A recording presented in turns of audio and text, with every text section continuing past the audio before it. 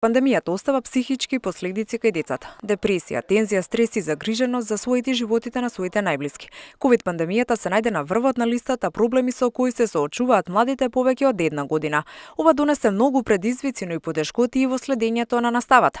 Најмногу додека децата беа дома. Во организација на детската амбасада Меѓеши на Светскиот ден на детето, децата сами ги кажаа своите проблеми. Проблемот со семејството кој го има многу деца, кога одреден број на родители кои ја изгубија својата работа, па тогаш и тие имаше во домовите тензија, страв, нервоза и кој многу лошо влијае врз нашето ментално здравје. Стравот од вирусот кој што го имавме и се уште го има кај нас поради тоа што се плашиме да не изгубиме некој наш или ние да не се разболиме. Дека се уште има деца чии желби, сониште и безгрижно детство се загрузени, потврди претседателот Пендаровски во своето обраќање по повод Светскиот ден на детето. Поради тоа упати апел до надлежните институции. На крстосниците на нашиот главен град, но и во другите градови, имаме деца питачи, десетици деца надвор од школскиот систем, имаме и деца кои воопшто не се евидентирани во матичните книги на родените. Мораме да се соочиме со овие проблеми и да најдеме конкретни решенија брзо.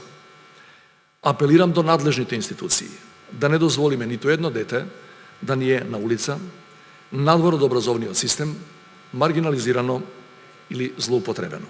Народниот правобранител пак оценува дека физичката дистанца и онлайн наставата влијаат врз менталното здравје на децата.